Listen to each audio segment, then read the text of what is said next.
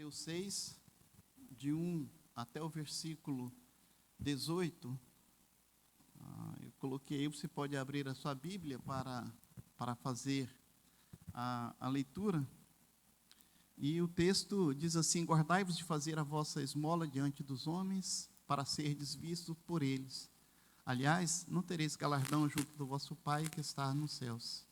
Quando, pois, deres esmola, não faças tocar trombeta diante de ti, como fazem os hipócritas nas sinagogas e nas ruas, para serem glorificados pelos homens. Em verdade vos digo que já receberam o seu galardão.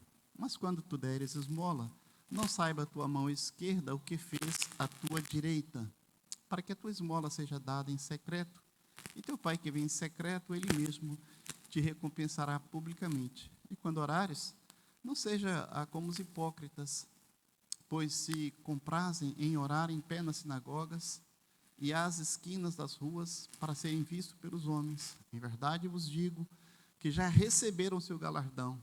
Mas tu, quando orares, entra no teu aposento e, fechada a tua porta, ora a teu Pai que está em secreto, e teu Pai que vem em secreto te recompensará publicamente.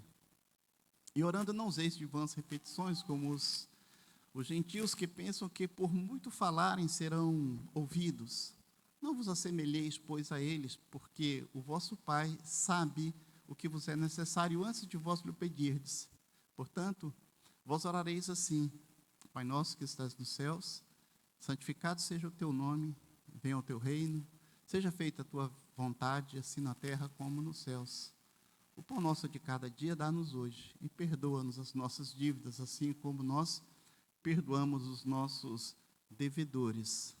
E não nos deixe, e não nos conduza à tentação, mas livra-nos do mal. Porque teu é o reino, e o poder, e a glória para sempre. Amém. Porque se perdoardes aos homens as suas ofensas, também vosso Pai celestial vos perdoará a vós. Se, porém, não vos perdoardes aos homens as suas ofensas, também o vosso Pai não vos perdoará as vossas ofensas. E quando jejuardes, não vos mostreis contristados como os hipócritas, porque desfiguram seus rostos para que aos homens pareçam que jejuam. Em verdade vos digo que já receberam o seu galardão. Tu, porém, quando jejuardes, unge a tua cabeça e lave o teu rosto, para não parecerdes aos homens que jejuas, mas a teu Pai, que está em secreto, e teu Pai que vê em secreto te recompensará publicamente. Amém? Vamos orar? Deus querido, nós agradecemos por tua palavra. Pedimos, Senhor, que o Senhor a aplique ao nosso coração. Ajuda-nos a entendê-la, Pai querido. Abre o nosso entendimento, Senhor. Nós queremos aprender um pouco mais do Senhor, de todas as suas lições nesta noite, Senhor. Nós oramos gratos em teu nome. Amém. Nessa passagem, Mateus, ele nos mostra o ensino de Jesus sobre uma verdadeira espiritualidade. A verdadeira, ele vai falar sobre 3 tipos de espiritualidade. Você que gosta de anotar os pontos, está aí. A verdadeira espiritualidade em relação aos homens, ou seja, o exercício da misericórdia aos necessitados. Depois ele vai falar sobre a verdadeira espiritualidade em relação a Deus, ou seja, a vida de oração em secreto. E o terceiro ponto, a verdadeira espiritualidade em relação a si mesmo, ou seja, a prática do jejum longe dos holofotes, né? Mateus nos mostra nas palavras de Jesus essas três principais obrigações dos judeus essas obrigações eram primordiais para ele.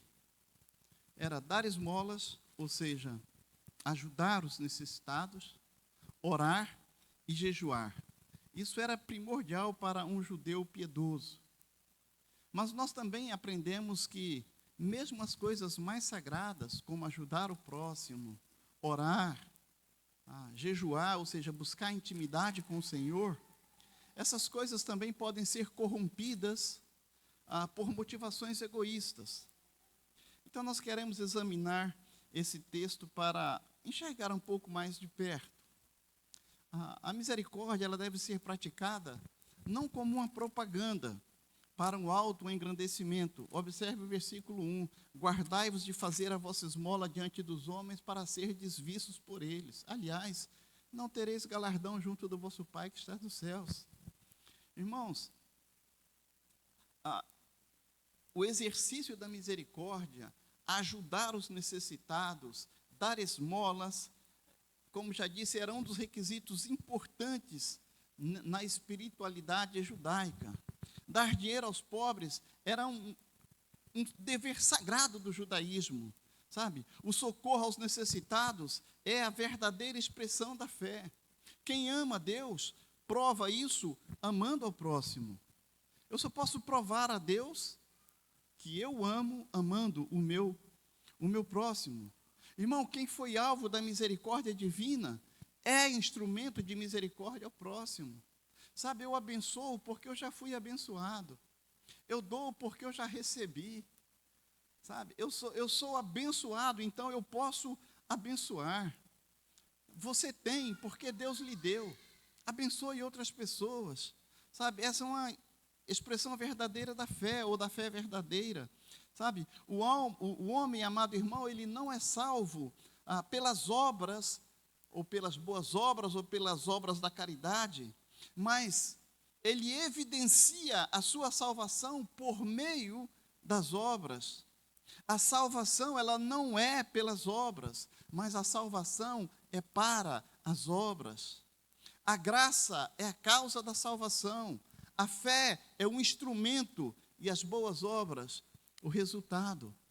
Deus nos chama, Deus nos alcança, Deus nos dá aquilo que nós não merecemos, que é a salvação por meio da fé. E uma vez salvo, uma vez em Cristo, nós devemos praticar as boas obras. Isso é resultado da minha conversão, isso é resultado da mudança de vida, dessa nova pessoa que agora nós somos. Porque a Bíblia diz em 2 Coríntios 5,17, se alguém está em Cristo, a nova criatura, as coisas antigas passaram.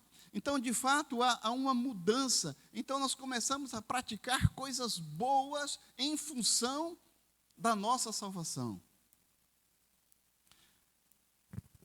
Quem deve receber a glória pela misericórdia praticada, irmãos, deve ser Deus. Aqueles que ostentam os seus atos de misericórdia para ganhar aplauso dos homens, eles não receberão galardão da parte de Deus. E uma coisa importante é que Jesus, ele espera que nós sejamos misericordiosos. Observe o versículo 2. Quando, pois, deres esmola, não faça tocar trombeta diante de ti, como fazem os hipócritas nas sinagogas e nas ruas para serem glorificados pelos homens. Em verdade vos digo que já receberam seu galardão. Observa, Jesus não diz se deres esmola. Jesus não diz, se fores misericordioso, mas Jesus diz, quando deres, quando fizeres.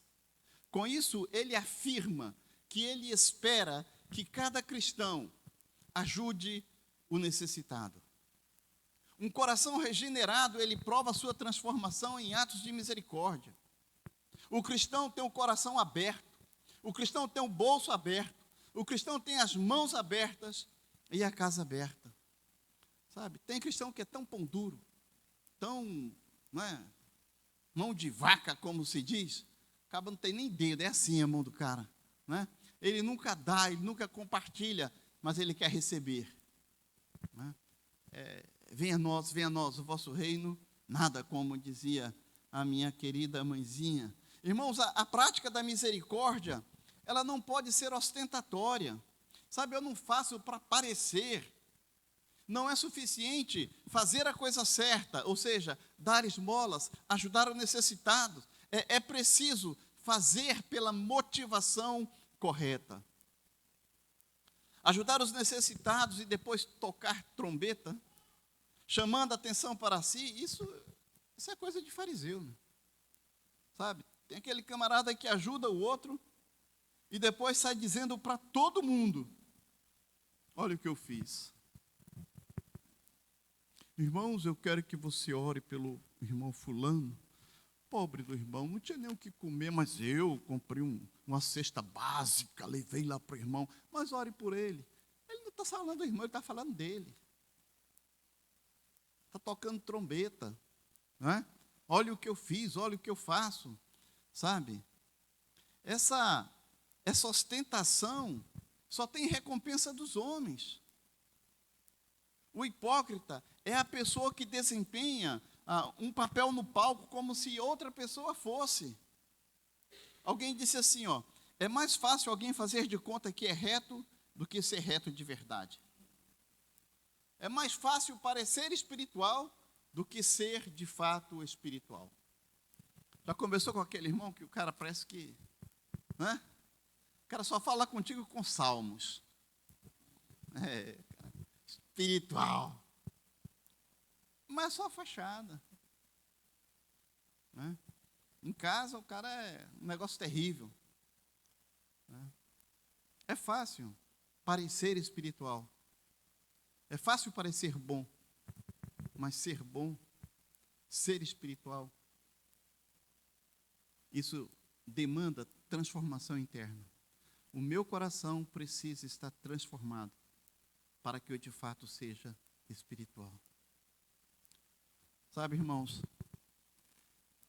essa espiritualidade que busca a aprovação dos homens, ao invés de revestir-se de humildade, essa é a verdadeira, essa é a falsa espiritualidade. Nós precisamos nos humilhar diante de Deus para engrandecê-lo. Quando nós tocamos trombeta, o propósito é ganhar a aprovação dos homens. E esse tipo de espiritualidade está na contramão da verdadeira. O verdadeiro espiritual, ele faz para ajudar a pessoa, sem exigir nada em troca. Deus é glorificado. Agora, a recompensa do hipócrita que faz propaganda de seus próprios feitos é receber o aplauso dos homens e nada mais. Nós vimos no texto. A palavra grega aqui para recompensa é um termo técnico usado com frequência no sentido de pagamento completo. Valor total foi recebido. Sabe, o que Jesus, portanto, está dizendo é que eles já receberam de forma plena toda a recompensa que tinham de receber. É isso que Jesus está ensinando. Então, quando a pessoa faz algo misericordioso e sai tocando trombeta, Jesus diz, pronto, já recebeu o que tinha que receber, velho. Tu não tem mais nenhum crédito, já está zerado aqui comigo, sabe? Nós precisamos entender isso. O versículo 3 diz assim, mas tu, quando deres esmola, não saiba a tua mão esquerda o que a tua direita faz, o que faz a tua direita, diz o versículo. O cristão, ele dá ao pobre não para ser visto, nem para ser exaltado pelos homens, mas ele dá para que o necessitado seja suprido nas suas necessidades e Deus seja glorificado. Embora a igreja de Cristo deva ser visto praticando boas obras, a igreja de Cristo não deve fazer boas obras com o objetivo de ser visto. Né? Então, não se preocupe, as pessoas virão. Elas vão ver você. Você não precisa tocar trombeta, apenas faça. E nós, os cristãos, de fato precisamos ser vistos praticando boas obras. Né? Mas nós não devemos fazer boas obras para sermos vistos. O versículo 4 diz, para que a tua esmola seja dada em secreto. E teu pai que vem em secreto, ele mesmo te recompensará publicamente.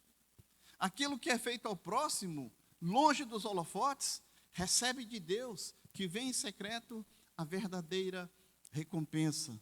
Portanto, amado irmão, seja humilde, abençoe, você já foi abençoado, retribua, Deus já te deu. Faça isso, abençoe a vida de outras pessoas. Seja tu uma bênção. Nós gostamos desse versículo, né? Mas seja tu, de fato, uma bênção. Ponto 2 é que a verdadeira espiritualidade em relação a Deus, ou seja, uma vida de oração em secreto. Tá?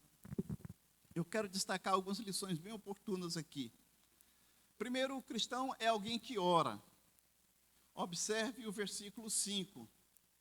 O texto diz: e quando orares, não seja como os hipócritas, pois se comprazem em orar em pé nas sinagogas e às esquinas das ruas para serem vistos pelos homens, em verdade vos digo que já receberam o seu galardão. Jesus, de novo, Jesus não diz se orares, mas Jesus diz quando orares. Não há cristianismo verdadeiro sem oração, irmão. Quem nasce de novo chama Deus de Pai. E se você chama Deus de Pai, você busca intimidade com esse Pai. Você busca contato com esse Pai. Você agora não é mais inimigo de Deus, você é filho de Deus. Um cristão, um crente, ele não ora para chamar a atenção para si. Porque essa oração ostentatória, ela não é endereçada para chamar a atenção de Deus, mas ela é feita diante dos homens para receber a recompensa apenas dos homens. Há exemplo do que foi dito no ato de ajudar ao necessitado. Nós devemos orar não para aparecer, mas nós devemos orar para nos aproximar de Cristo, para adorar a Cristo. Devemos orar para chamar de fato a atenção de Deus e não dos homens. Um cristão, irmão, não é um autor num palco. Um cristão é um pecador quebrantado, longe dos holofotes, sabe?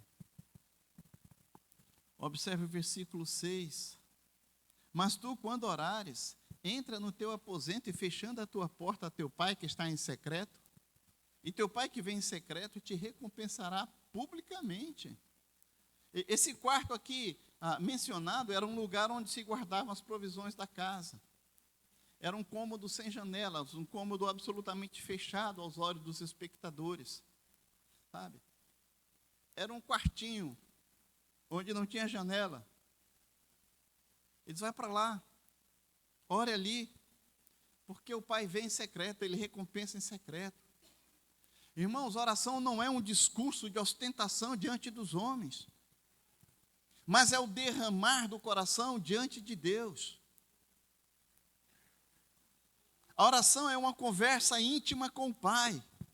Orar é agradar-se em Deus, é alegrar-se em Deus.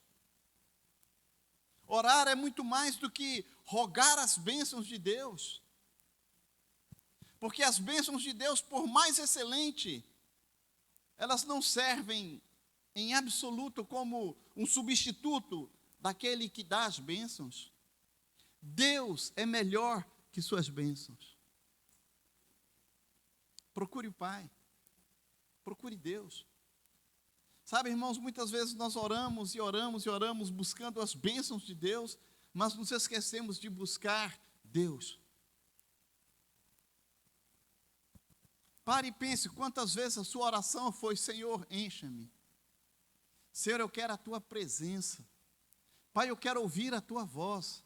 Pai, eu quero sentir o teu toque. Pai, eu quero sentir o teu abraço agora. Quantas vezes você já pediu isso para o Senhor?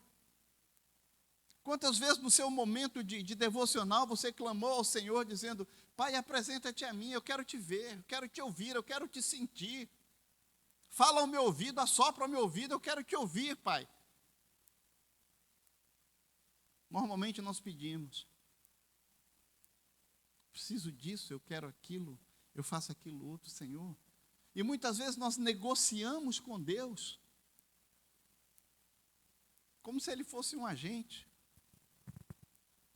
Eu prometo fazer isso e aquilo, se tu me deres isso e aquilo. Se o Senhor atender assim, assim, eu vou ser assim, assado. Irmãos, oração não é para isso. Não é essa a intenção do coração do Senhor quando Ele diz, orem. Ele queria proximidade, intimidade, conhecimento. Um cristão, irmãos, também, ele não imita os pagãos, multiplicando palavras em vãs repetições. Essa semana, eu recebi de uma irmã, a irmã sanguínea mesmo, irmã da família. Ela mandou WhatsApp, né?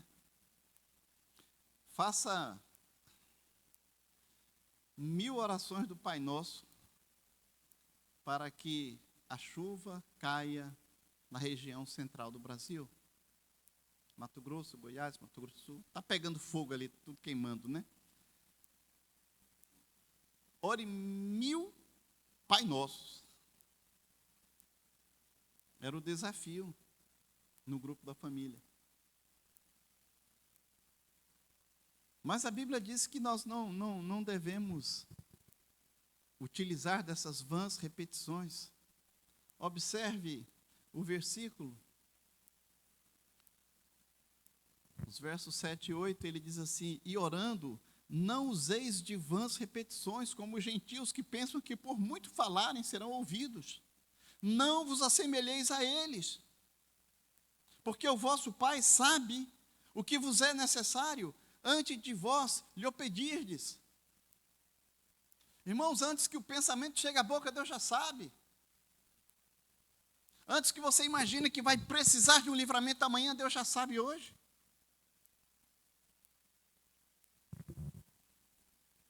O Pai, Ele cuida da gente. Eu me lembro que a nossa filha estava em Manaus estudando, e a gente não tinha dinheiro, a gente sabia, a gente sempre supria, né? A gente sempre fazia alguns depósitos na conta dela para garantir a sua subsistência ali. E um dia ela telefonou de manhã, aí disse, poxa, eu já ia pedir de vocês, mas graças a Deus vocês já depositaram aqui. É mais ou menos isso.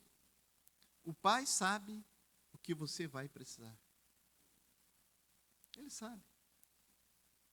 Antes que você grite, Ele já sabe onde está doendo. Sabe? Irmãos, as nossas orações, elas são medidas pela sinceridade, não pela duração. Não adianta você ficar falando, e repetindo, e clamando, e clamando, e clamando. Se você faz daqui, Deus não vai ouvir. Mas se você faz daqui, o Senhor vai te ouvir.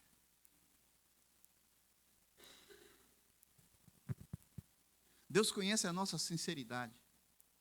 Seja sincero com Deus. É isso que Ele espera da gente. Fale para Ele onde é que está doendo. Pai, o meu pé está doendo. É aqui, a unha está cravada. Não estou podendo andar. Nós precisamos ser claros. Não precisa ficar enrolando muito, não.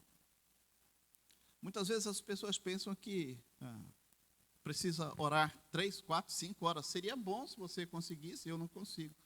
Mas se você conseguir orar 5 horas, Deus seja louvado por isso. Mas os assuntos, seja breve, seja preciso. Pai, fulano está doente. Estende tua mão de cura e faz segundo tua vontade. Já orou. Não precisa ficar enrolando. Senhor, tu sabes que ele foi para o hospital, que ele foi não sei para onde, que ele tem que... Deus, sim, meu filho, o que é que tu quer mesmo que eu faça? Não tem nada de errado falar com Deus, mas a nossa sinceridade, ela precisa estar bem à tona. Deus valoriza sinceridade e não repetições. Os pagãos, eles repetiam palavras e mais palavras com o fim de serem ouvidos por seus deuses. Mas o cristão é alguém que está na presença de Deus. O cristão é alguém que está na presença daquele que sonda os corações. O cristão é aquele que está na presença daquele que conhece as nossas necessidades, antes mesmo que a gente faça um pedido. Irmãos, muitas vezes nós não precisamos nem pedir, nem falar. Não sei se você já teve a maravilhosa experiência de só chegar, ajoelhar e simplesmente começar a chorar na presença de Deus. Você não precisa de palavras, Deus conhece teu coração. Ele sabe disso. E Ele sabe por que você está chorando. Ele sabe por que você está clamando. Ele sonda o nosso coração.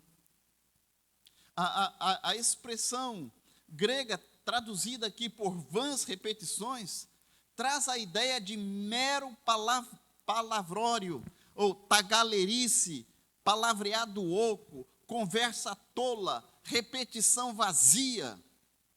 Traduz a nossa expressão popular de blá, blá, blá, blá, blá, blá. Sabe? Nós podemos ilustrar isso com a prática dos adoradores de Baal, primeiro Reis, capítulo 18, verso 26.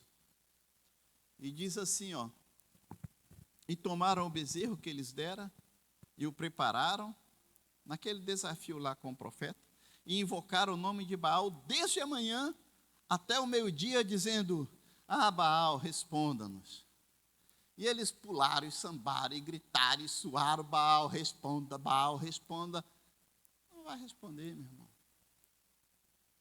A gente tem essa experiência também com os adoradores de Diana em Atos 19, acho que depois do verso 30, em que os adoradores de Diana ficam gritando ali que Diana é uma grande deusa, Diana é uma grande deusa, Diana é grande deusa, e nada acontece.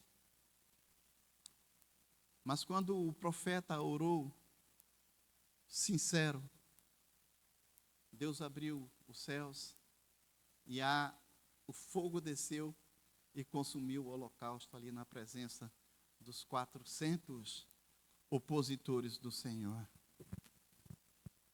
Jesus vai nos ensinar sobre a oração que agrada a Deus. E Ele vai falar sobre exatamente isso, o fundamento da oração.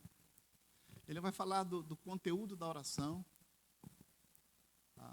as petições da oração em relação a Deus, em relação a nós, e o propósito da oração. Essa oração ela está dividida em 4 partes.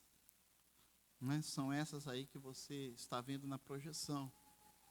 Vejamos, portanto, o fundamento da oração. Depois de Jesus nos ensinar sobre tudo, Ele disse: agora eu vou ensinar vocês como é que vocês devem orar. Jesus disse: quando orares, façam assim. Ele diz: portanto, vós orareis assim: Pai nosso que estás no céu. Deus não é um ser distante. Deus está perto de nós. Como Pai, Ele nos ama, nos conhece, nos protege, nos abençoa. Nós só podemos chamar Deus de Pai Nosso porque Ele nos adotou. Somente pelo Espírito Santo, o qual nos uniu a Cristo e promove essa adoção à família de Deus. Por isso, e somente por isso que nós podemos dizer agora: Pai Nosso. Nós somos membros da família de Deus. Somos irmãos uns do outro. Nós somos filhos do mesmo Pai. Sabe, querido, você que está aqui nesta noite, você precisa fazer parte da família de Cristo.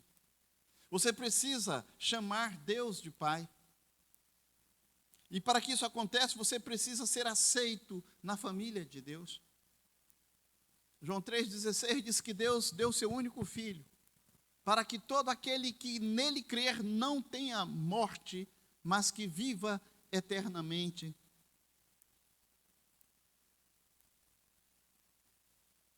Romanos 9, 10 e 11 diz que se Se nós confessarmos Jesus, se nós crermos, nós seremos salvos. Sabe, amado, você precisa fazer parte da família de Deus. Creia no Senhor, entrega a tua vida ao Senhor, confia nele. Deus cuida dos seus. Somos filhos do mesmo Pai.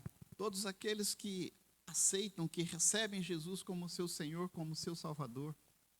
Observem o fato de que todos os pronomes dessa oração estão no plural e não no singular. Ao orar, portanto, é preciso nos lembrar de que nós fazemos parte da família de Deus. E essa família de Deus, ela é constituída pelos cristãos de todo o mundo. Começa aqui com esse corpo local e vai por todo mundo, cada cristão. Um dia todos nós estaremos juntos, reunidos, na presença do Pai. Devemos nos dirigir a Deus como Pai que está nos céus. O fato de termos essa intimidade com Deus não anula a sua grandeza insondável, a sua glória incomparável. Ele é o nosso Pai que está nos céus, Ele é sagrado, sublime, glorioso. Oh, querido, nós não podemos confundir isso. Muitas vezes, muitos cristãos perdem essa visão desse Deus glorioso. Porque desenvolvem uma certa intimidade com o Pai. E daí começa a tratar o Pai como um parceiro, como qualquer um. Não dá a devida glória ao Senhor. Precisamos nos apresentar na presença do Senhor sempre com reverência. Ele é o nosso Pai. Ele é sagrado. Ele é sublime. Ele é glorioso. Alguns parecem aquelas crianças que quando querem alguma coisa, quem é pai aqui sabe, né? Curumim, quando quer alguma coisa, papai, papaizinho. Hã? Tem gente que chega assim para Deus quando está querendo alguma coisa. Ai, paizinho, ai, papai, eu te amo tanto, papai, e tal. E Deus olha assim, eu sei que está no teu coração, velho. Né? Ele é sagrado, sublime, glorioso.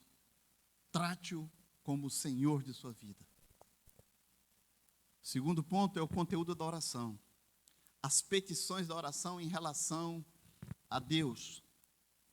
Verso 6, parte B, e verso 10. Diz assim: santificado seja o teu nome, venha o teu reino, seja feita a tua vontade, assim na terra como no céu. Nós não entendemos isso. Porque nós não oramos assim.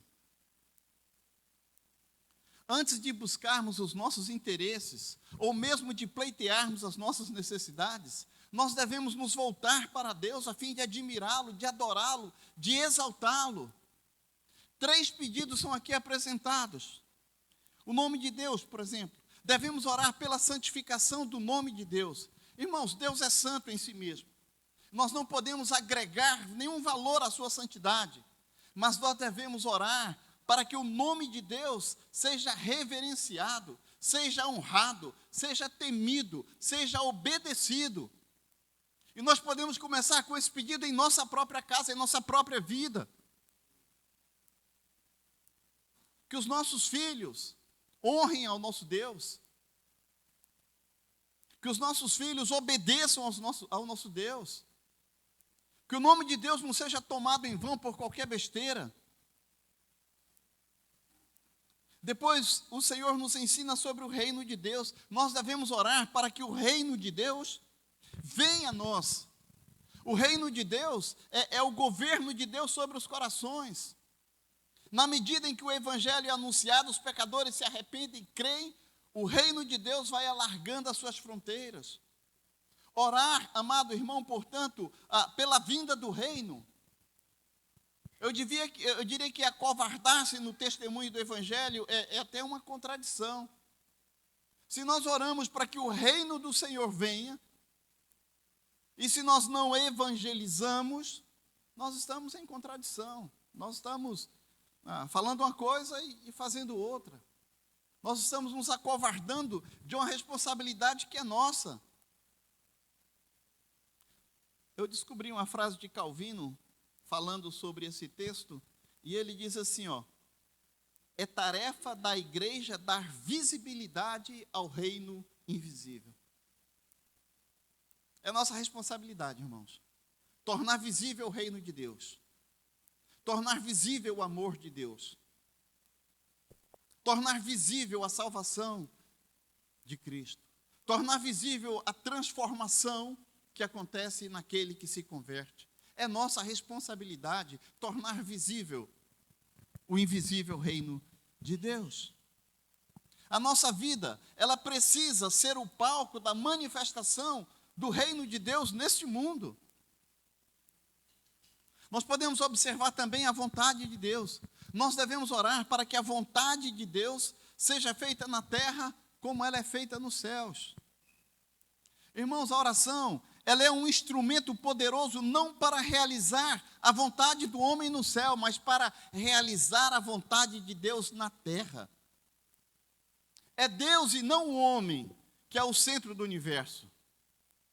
A sua vontade é boa, perfeita, agradável, e essa vontade deve prevalecer na terra. Mas nós queremos que a nossa vontade prevaleça no céu. Porque nós somos como crianças. E quando nós queremos uma coisa, nós queremos. E nós nos apegamos àquilo, e nós queremos aquilo, e nós queremos aquilo, e a gente, como dizia minha mãe, move céus e terra para conseguir aquilo que nós queremos. E muitas vezes não é a vontade do Senhor para nós. Eu me lembro de um funcionário que nós tínhamos, ele queria uma moto. Ele queria porque queria uma moto. E sempre dava algum problema para ele comprar moto. Aí ele começou a fazer, de uma determinada igreja aí, o pastor garantiu para ele que se ele pagasse alguma coisa, ele ia conseguir. E ele pagou e não conseguiu. Entregou umas correntes de ouro que tinha. Aí não tinha mais recurso, o pastor disse, se você fizer 5 dias de jejum, é batata, você vai conseguir sua moto. No terceiro dia, o caba estava se tremendo todo amarelo lá no balcão. Eu disse, ei, cara, o que está acontecendo? Não, pastor, patrão, eu estou bem. Eu digo, não, você não está bem, não. Está passando mal, tal? Eu estou fazendo um jejum aí, eu entrei num acordo, não, isso é outra palavra para isso. Um propósito, eu entrei num propósito com Deus. 5 dias de jejum, a gente vai morrer, velho. Vai aguentar 5 dias sem comer. Vai morrer. Não, vai se alimentar agora. Não. Rapaz, nós vamos orar agora. Vamos orar agora. Tu entrega o teu jejum e vai se alimentar. Vai lá em casa, vou mandar preparar um prato de comida para ti. Mas tem cada absurdo. É a vontade do homem na terra. E não a vontade de Deus. E quantas campanhas, quanto propósito a gente vê, né? Ah, não, irmão, eu estou no jejum com um propósito. Meu irmão, deixa eu dizer uma coisa para tu. Deus não se negocia, Deus não se vende. Não queira fazer negócio com Deus, não. Ele é soberano. Se for a vontade dele na terra, vai acontecer. Sabe? Mas a gente ora para que a nossa vontade seja feita nos céus. Deus não é o homem. Deus é o centro do universo. Irmãos, orar não é informar a Deus o que Ele ainda não sabe. Orar não é procurar mudar a mente de Deus.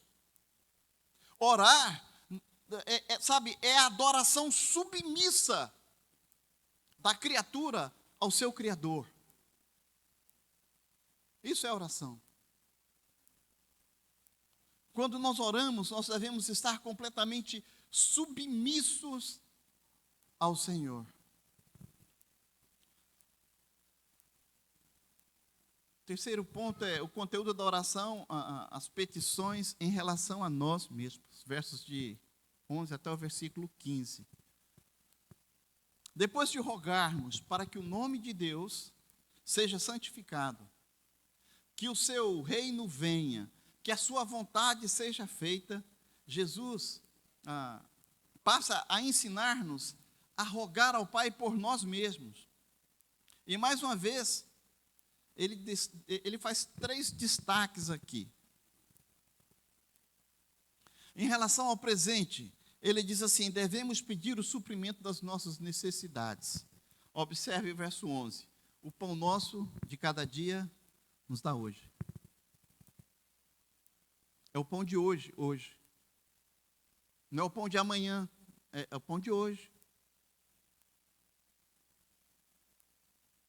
Irmãos, nós devemos pedir pão, não luxo.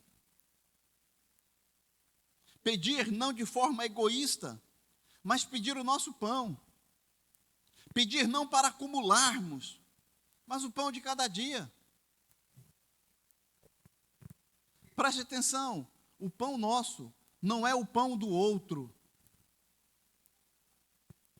É o nosso. Quanta gente querendo as coisas dos outros. É o seu, mano. É o seu.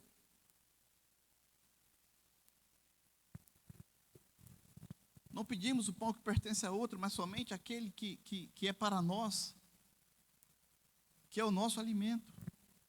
A palavra pão aqui, ela deve ser entendida como símbolo de todas as nossas necessidades físicas, nossas necessidades materiais.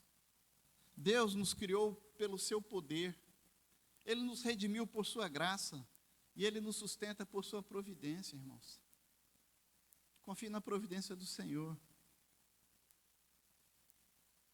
Para cada dia basta o seu.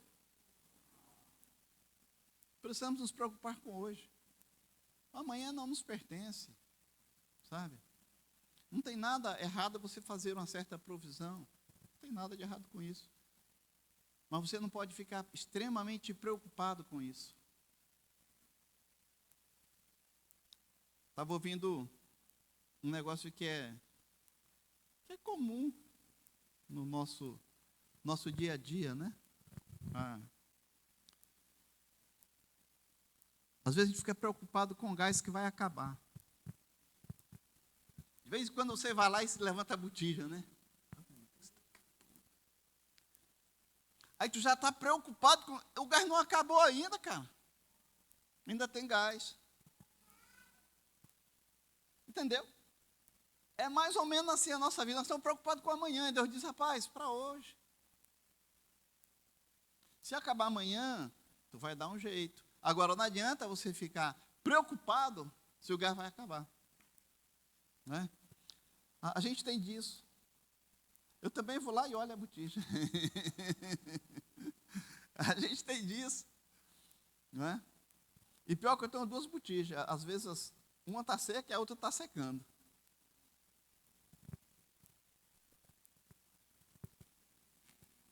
Em segundo lugar, ele nos ensina em relação ao passado. Devemos pedir perdão por nossas dívidas.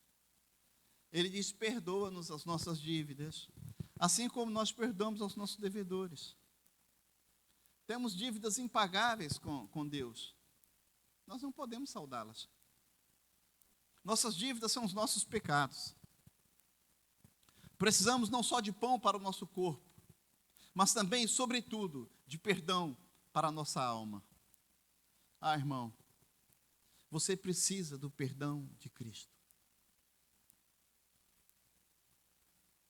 Se confessares, Ele é fiel e justo para nos perdoar, para nos purificar.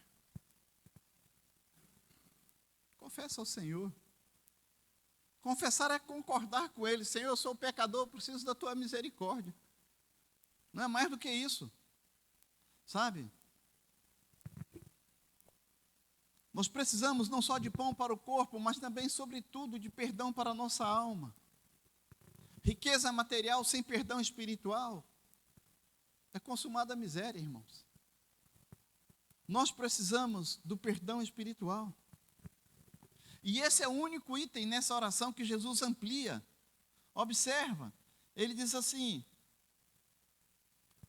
e perdoa-nos as nossas dívidas, assim como nós perdoamos aos nossos devedores. E depois ele diz: porque se perdoardes aos homens as vossas ofensas, também vosso Pai Celestial vos perdoará a vós. Se, porém, não perdoardes aos homens suas ofensas, também o vosso Pai não perdoará as vossas ofensas. É condicional. Não para efeito de salvação. Para efeito de salvação, estamos completamente perdoados. Mas enquanto o nosso coração estiver amarrado ao mal que nos fizeram, nós vamos pagar por isso. E o pior é que muitas vezes a pessoa que nos fez o mal está nem aí, ela está vivendo de boa. E você está com seu coração preso, amarrado, triturado, sangrando, ferido. Por quê? Porque não liberou perdão. Outro dia assisti um filme, A Cabana, bem legal. Não sei se vocês já assistiram. Na Netflix tem lá, A Cabana. É um filme bem bacana de você assistir, porque mostra exatamente essas fases da libertação do homem em relação ao seu próprio pecado, em relação à sua própria vida. Né? É bem legal o filme. Viu? Jesus aqui no texto nos mostra que o perdão de vida ele está condicionado ao perdão que concedemos ao próximo. Esse perdão vertical, irmãos, ele só acontece quando o perdão horizontal é uma verdade. Se nós não perdoamos, nós continuamos ligados, amarrados. E isso quebra a nossa comunhão com Deus. Como você pode dizer que ama a Deus se não consegue perdoar o irmão que está do teu lado? Essa pergunta não sou eu que estou fazendo, não. Você sabe que está nas Escrituras. Como é que você perdoa? Ou como é que você ama aquele que você não vê, se você não ama aquele que você está vendo? Em terceiro, ele fala em relação ao futuro. Devemos pedir livramento da tentação. Observe o verso 13. Não nos conduza à tentação, mas livra-nos do mal. A tentação em si, ela não é pecaminosa. Mas se cairmos em tentação, nós pecamos contra Deus. Pecamos contra o próximo, pecamos contra nós mesmos. Precisamos, portanto, rogar a Deus para nos livrar do mal, ou seja, nos livrar do maligno. As nossas tentações, elas procedem do nosso coração corrupto, mas elas também procedem do tentador maligno. E nós precisamos nos acautelar. Então, nós precisamos ter cuidado. O Senhor pede para nos livrar até de sermos tentados. Não nos deixe cair em tentações, ou seja, para que nós não sejamos tentados, mas a força do verbo está no cair. Não é? Porque se eu caio em tentação, eu vou pecar. Não é? Se eu cair na tentação, já estou pecando. Não é? Então, nós precisamos entender que muitas tentações, elas procedem do nosso próprio coração. Nosso coração é corrupto. E aí a gente vê depois, então, o ponto seguinte, que é o propósito da oração. E Jesus diz, porque teu é o reino, o poder e a glória para sempre. Jesus conclui a oração como ele começou. Ele começou com Deus e termina com Deus. Ele começa dizendo, Pai nosso, e agora, porque teu é o poder, a glória para todo sempre. Termina também com Deus. E nós precisamos reconhecer 3 verdades aqui nesse texto. Em primeiro lugar, a Deus pertence o reino. O reino é do Senhor, o reino é do seu Cristo. Esse reino não é político, não é um reino geográfico, É o domínio de Deus sobre os corações, é o domínio de Deus sobre os seus súditos. Esse é o governo universal de Cristo nos corações. A Deus pertence o poder, Ele tem todo o poder nos céus, na terra. Seu poder é ilimitado. Ele pode tudo quanto quer. Nada lhe é impossível. E às vezes nós oramos assim: Senhor Deus, que o Senhor possa. Ele pode. Nós temos alguns vícios de linguagem, né? Que às vezes a gente fala mesmo assim. Que o Senhor possa fazer isso, que o Senhor possa fazer aquilo. Ele pode. Ele pode. Ele sempre pode. Né? Eu sei que nós não estamos duvidando do nosso poder, do poder de Deus. Mas nós só estamos falando de forma errada com o Senhor. Né? Que o Senhor possa, Ele disse, eu posso. A questão é, eu quero?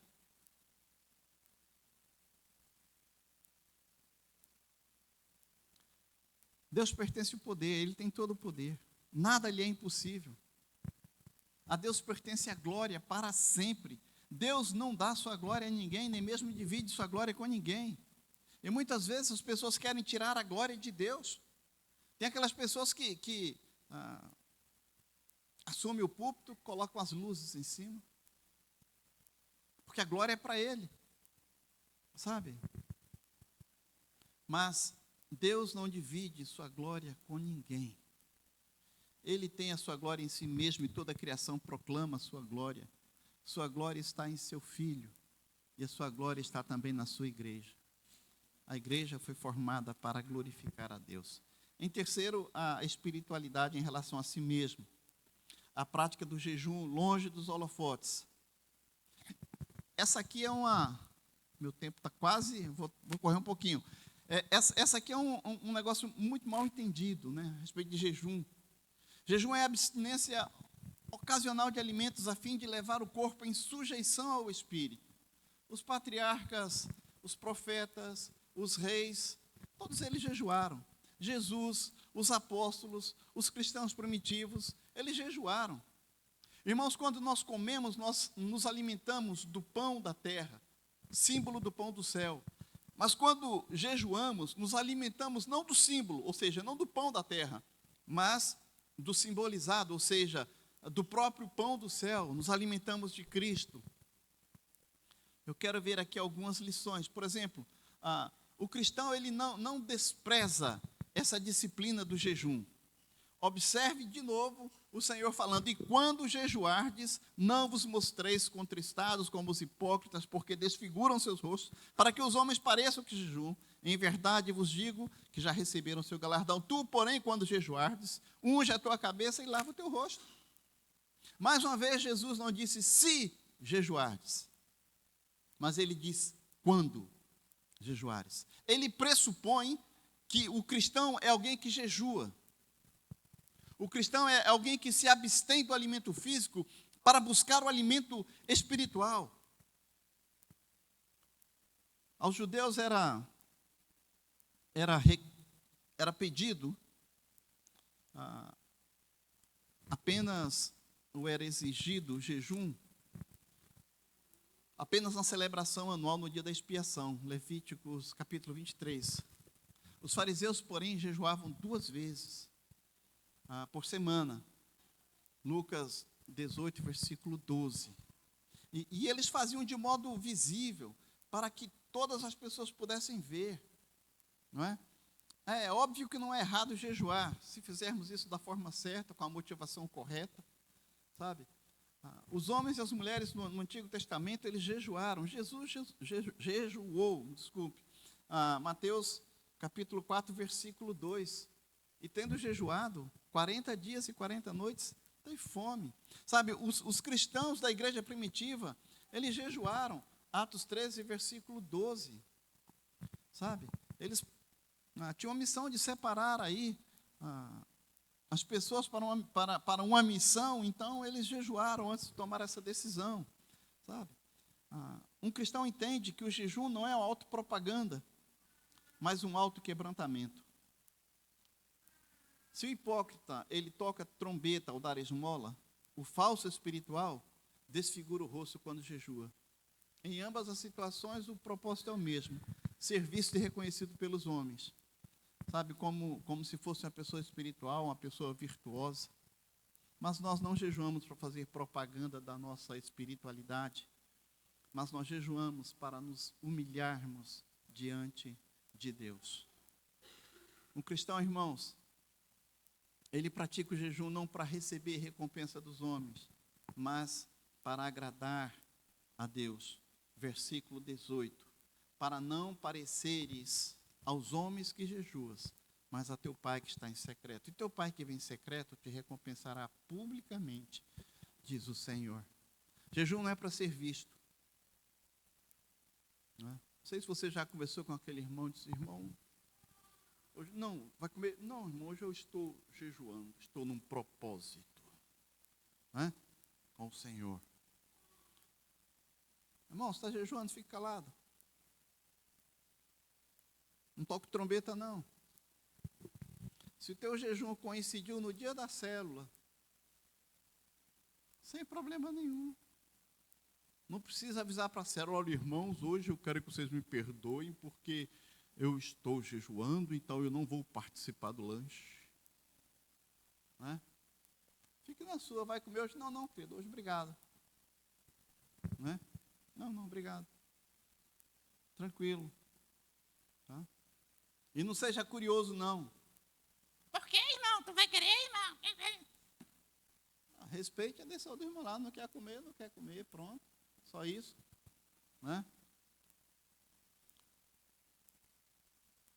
Não se desfigure. Sabe? Não vá com o cabelo desgrenhado. Não chegue na célula tipo: ai, irmão, tô acabado. O jejum não é para ser visto pelos homens, para ser visto por Deus. Ele deve ser praticado na presença de Deus. E Deus vem em secreto, Ele recompensa em secreto. Então, quando estiver jejuando, o pessoal vai almoçar na sua casa, beleza, vai para o teu quarto e ora. As pessoas também têm aquela assim: eu vou jejuar de de manhã. Vou jejuar de manhã até meio-dia. Vou jejuar das 6 da manhã até meio-dia, até as 12 horas. Bom, 5h30 eu me levanto, faço um café reforçado, 4 ovos, 2 pães. Isso não é jejum, rapaz.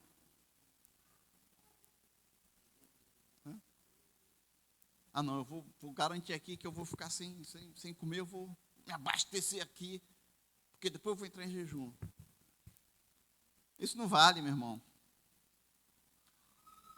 Irmãos, eu quero concluir aqui com as palavras de Warren Wiersbe, e ele diz assim: ele diz que o hipócrita coloca a reputação no lugar do caráter, as palavras vazias no lugar da oração, o dinheiro no lugar da devoção sincera, e o louvor superficial dos homens no lugar da aprovação de Deus. Que você não seja assim, que não sejamos assim, mas que busquemos, de fato, aprimorar o nosso caráter. Palavras sinceras e não as vãs repetições. Devoção sincera, ao invés da busca pelo dinheiro. E o louvor a Deus, e não o louvor dos homens. Que o Senhor nos abençoe.